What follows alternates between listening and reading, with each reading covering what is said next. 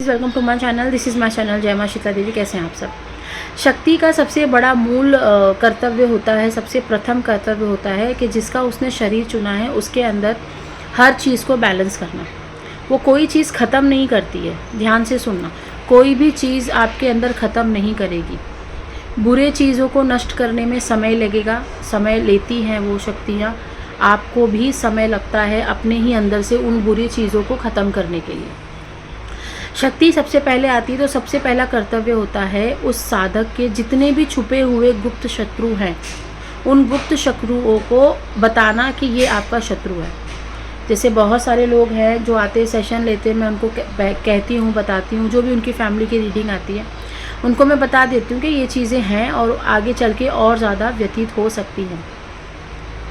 बाद में वो वापस आकर मुझे कहते हैं कि आपने जो कहा था सही था, उनका मैसेज आता है कि ऐसा ऐसा हो गया। तो जब आपको बताया जा रहा है, शक्ति आपको बता रही है कि आपके ये गुप्त शत्रु हैं और आपके मुंह पे ये अच्छे से बात करते हैं, लेकिन ये पीठ पीछे आपकी बुराइयां करना, तंत्र करना, टोटके करके आपको हराना, ये सारी चीज़ें वो करते हैं। क्योंकि जो डिवाइन पर्सनालिटीज़ होते हैं ना, उनको हराना ना इतना आसान नहीं होता जब तक तंत्र ना आ जाए। बिना तंत्र के इनको हराया नहीं जा सकता। ठीक है, तो इनके अंदर बहुत कैपेबिलिटी होती है, जिनके ऊपर शक्तियाँ होती हैं, इनका बहुत ज़्यादा मेन पावर अच्छा होता है। इनके अंदर की सहन शक्ति बहुत अच्छी होती है। गुस्सा करेंगे तो बहुत हद तक करेंगे, प्यार करेंगे तो बहुत हद तक करेंगे। मतलब हर चीज़ अनकंट्रोलेबल होती है, कोई चीज़ कंट्रोल में नहीं होती है। जितने भी डिवाइन लोग हैं, जितने भी डिवाइन फेमिनाइंस हैं, मैस्कुलाइंस हैं, जो भी करेंगे ना, ओवर करेंगे। तो उस ओवर को कंट्रोल करने का काम करती है उनके अंदर की शक्तियाँ। जब शक्ति उनके अंदर विराजित होती है, कुंडलिनी जब अवेकन होती है, चक्र जब खुलते हैं, तो उनको ये सारी चीज़ें सपने में भी बताई जाती हैं कि फ़लाना चीज़ तुमने गलत की है, इस इंसान से दूर रहो, इस इंसान को ज़्यादा खान पान के लिए नहीं पूछो, इस इंसान के पास ज़्यादा जाओ भी मत, आपके साथ ये हो सकता है। आपकी तबीयत भी ख़राब हो जाती है जब आप फिर भी उनके अगेंस्ट जाते हो, तो आपकी तबीयत भी ख़राब होनी शुरू हो जाती है। तो चीज़ें इतनी ईजी, मुझे ऐसा लगता है कि माँ की शक्ति अगर आती है तो माँ कुछ छुपाती नहीं है। जितना माँ को बताना चाहिए वो माँ आपको बताती रहती है। बहुत सारे लोग हैं जिनको रोज़ सपने आते हैं, रोज़ पड़ोसी दिखते होंगे, रोज़ रिश्तेदार दिखते होंगे, फिर भी आप उनका अगर साथ नहीं छोड़ रहे हो और बार बार वो चीज़ें दिख रही हैं और गलत वे में दिख रही हैं सपने में, तो आप आगे नहीं बढ़ पाओगे। आज से 10 साल के बाद भी आप देखोगे तो भी आप परेशान ही रहोगे, एक एक रुपये के लिए मोहताज रहोगे। माँ आएंगी या यूनिवर्स की कोई शक्ति आपके ऊपर आती है तो सबसे पहले आपको सक्षम बनाती है फाइनेंशियली। क्योंकि आज के समय पे ना सबसे पहले लोग क्या मांगते हैं माँ से कि हमें सुख संपत्ति, हमारे घर का खान पान अच्छा रहे, हमारे घर के लोग सुख रहे। तो उनको सुखी रखने के लिए हमें पैसे की ज़रूरत पड़ती है। आपको सबसे पहला वहाँ से सक्षम बनाई जाएगी। आप नौकरी कर रहे हो, बिज़नेस कर रहे हो, जो भी चीज़ कर रहे हो, उसको और ज़्यादा सुपीरियर लेवल तक लेकर जाती है। लेकिन ये सिर्फ मेरा जितना बोलने जितना आसान नहीं होता, ये ढूंढना भी आपका लक्ष्य है, आपका पर्पज़ है कि आप ये चीज़ ढूंढो कि आपका कौन सा काम करने से जगत का कल्याण होगा और साथ में आपके घर में खुशहाली भी बनी रहेगी। ये ढूंढने का काम उस साधक का रहता है। ऐसा नहीं है कि नौकरी कर रही हूँ फिर भी रोज़ सुबह उठ के ऐसा लगता है कि क्यों जा रही हूँ, ऐसा कुछ नहीं होता। वो साधक को खुद बताया जाता है कि ये पर्टिकुलर काम तुम्हें करना है, और वो पर्टिकुलर काम जब आप करना शुरू करते हो, ये नहीं बताया जाएगा कि करने से क्या मिलेगा। ये मैंने कहा ना, ये आपका खुद का टैलेंट होता है वहाँ पे। फिर वो जब काम आप करते हो माँ के बोलने से, आपकी शक्तियों के बोलने से, तो आपको महसूस होता है कि ये चीज़ जो है अच्छी जा रही है, फ्लो में अच्छी हो रही है। तो शक्तियों का ये काम भी है कि आपको पहले इतना सक्षम बनाए कि आप 4 लोगों के सामने खड़े रहो तो आप माँ को रिप्रेजेंट कर पाओ, आप शक्तियों को रिप्रेजेंट कर पाओ। आप बता सको 4 लोगों को जो दुखी आते हैं कि भाई अगर आप पाठ पूजा करते हो, अगर आप अपने इष्ट देवता से जुड़ते हो, तो आपको वो मिलेगा जो आपको कोई इंसान नहीं दे सकता। तो ये सारी चीज़ें आपके कहीं ना कहीं अंदर दबी होती हैं जो ऊपर नहीं आती है। बस शक्ति आती है तो आपके अंदर एक करेजेस आ जाता है, एक पावर आ जाती है, स्पेशली डिवाइन फेमिनाइंस के अंदर, कि उनके अंदर का डर वो ख़त्म कर देती हैं, उनके अंदर की हिचकिचाहट ख़त्म कर देती हैं। वो ज़्यादा सोचती हैं तो बस सोचती रहती थी पहले, लेकिन जैसी शक्ति आती है वो करना भी शुरू करती है। जो उनके मन में आता है कि मुझे ये काम करना है, मुझे फ़लाना जगह जाके ये सारा चीज़ें करनी है, माँ ने बताया है ऐसा ऐसा है, तो वो करने में भी सक्षम होती हैं और अकेले करने में सक्षम होती है। ऐसा नहीं कि 4 लोग उनकी हेल्प कर रहे होते। तो माँ की शक्ति को समझो, जो लोग आते हैं मुझे कहते हैं कि मैम हमारे ऊपर सवारी आ रही है, लेकिन हमारे घर में सारे दुखी हैं, सारे परेशान हैं, और सारे तो हैं भी हैं, चलो उनके अपने कर्म हो गए, लेकिन मैं क्यों परेशान हूँ, मेरे ऊपर तो माँ की सवारी तक आ चुकी है। अब तो सवारी लास्ट स्टेज होता है, सवारी आने तक आपके सारे जो प्रॉब्लम्स होते हैं वो माँ ख़त्म कर देती है। जहाँ तक मेरा अनुभव रहा है, माँ सारे चीज़ें ख़त्म, जितनी भी प्रॉब्लम्स होती हैं वो ख़त्म करना शुरू कर देती हैं।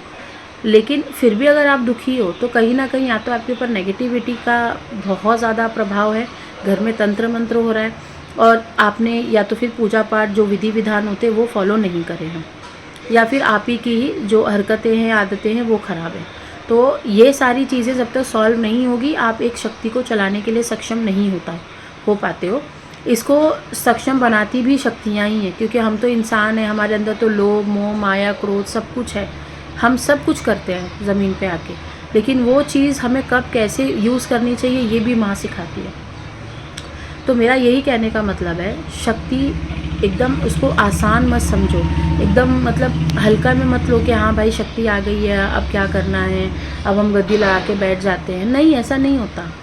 आपको पहले सक्षम बनना पड़ेगा, आपको समझना पड़ेगा 7 चक्रों को कैसे खोलते हैं, 7 चक्रों को एक्टिवेट कैसे होता है। और ऐसा नहीं कि किताब पढ़ोगे वीडियोस देखोगे तो दिमाग में आएगा, नहीं, वो माँ है, माँ खुद बताती हैं। अब जितने लोग मेरे से बात करते हैं, मुझे बहुत सारी चीज़ें नहीं पता होती हैं, लेकिन जैसे ही वो मुझसे सवाल पूछते हैं माँ जवाब दे देती है, वो बोल देती है इसका ये आंसर होता है। बाद में मुझे रियलाइज़ होता है कि इसका आंसर तो मुझे भी नहीं पता था।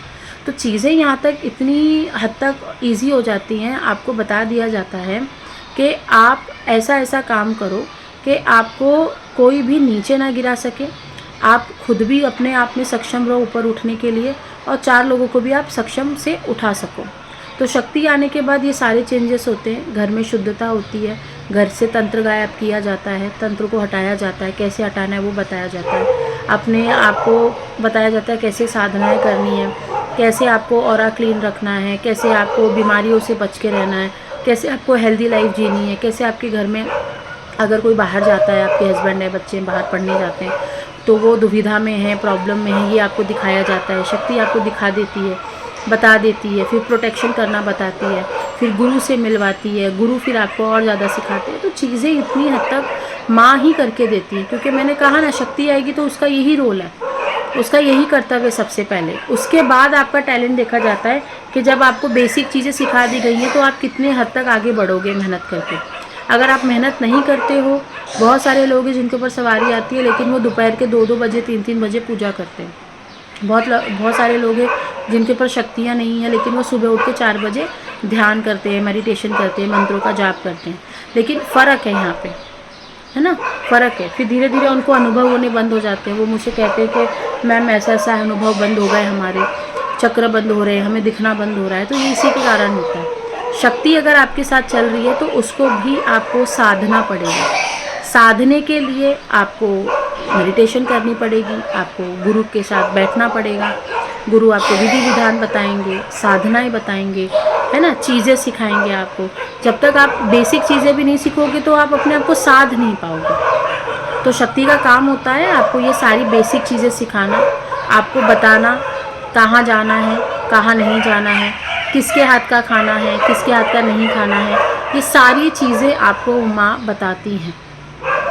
आप एकदम आराम से जी सकते हो अगर शक्ति आ रही है। बहुत सारे ऐसा बोलते हैं कि माँ आती है तो हम जी नहीं पाते, हम खुश नहीं रह पाते, लेकिन मेरा खुद का अनुभव रहा है ऐसा कुछ नहीं होता।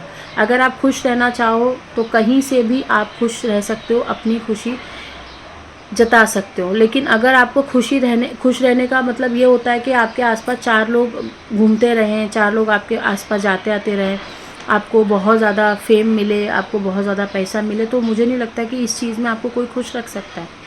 माँ आएंगी, आपको जन कल्याण में लेंगी, शक्तियाँ आएंगी, कहीं ना कहीं आपको जन कल्याण से जोड़ेंगी, भले 10 साल बाद जोड़े, 7 साल बाद जोड़े, 5 साल बाद जोड़े, वो जोड़ेंगी। अब देखना ये है कि आप कितने हद तक अपने आप को इम्प्रूव करते हो, कितने हद तक आप अपने आप को एक्सेस देते हो आपको आउटडोर की चीज़ों में जाने का। आउटडोर की जो शक्तियाँ होती हैं, जैसे आपके ऊपर मान लो माँ काली का अंश है या माँ काली की शक्ति है, तो आपको बाहर मंदिरों के बहुत ज़्यादा बुलावा आएगा, आप जाओगे, मंदिरों से शक्तियाँ आएंगी, कम्युनिकेशन लेवल हाई होगा, बहुत सारी चीज़ें होती हैं इसमें। अगर आपने अपने आप को कमरे में बंद करके रखा हुआ है तो कैसे चलेगा, आगे बढ़ना ही नहीं हो पाएगा। या आप एक ही चीज़ में फंसे हो सुबह से शाम तक, तो कैसे शक्तियों तक पहुँचोगे। तो माँ किसी को ज़बरदस्ती ये नहीं बोलती कि तुम्हें शक्तियों से जुड़ना है। माँ आपको ऑप्शंस देंगी, बहुत सारे ऑप्शंस देंगी। क्या ऑप्शंस आप उसमें से खींचते हो अपनी तरफ, वो आपकी अपना टैलेंट। मैंने कहा ना, आपका भी खुद का एक टैलेंट होना चाहिए कि आपको माँ क्या बता रही हैं, आपको क्या लेना चाहिए माँ से। तो आपके ऊपर सारी चीज़ें निर्धारित होती हैं। ऐसा कुछ नहीं है कि माँ पर्टिकुलर चीज़ देती हैं। शक्ति होती है, नो डाउट। शक्ति वाले काम करने होते हैं, इंसानियत के लिए काम करने होते हैं, पृथ्वी के लिए काम करने होते हैं, प्रकृति के लिए काम करने होते हैं, नो डाउट। लेकिन ऐसे नहीं करने होते कि मुंह लटका रहे, मुंह उदास है, कहीं ना कहीं आप उदास हो, आपको अच्छा नहीं लग रहा है, ऐसे माँ कभी भी काम नहीं करवाएंगी। तो सबसे अच्छा यही है कि अपने अंदर की आवाज़ सुनना शुरू करो, आपको आंसर्स मिलेंगे। Okay, till then bye.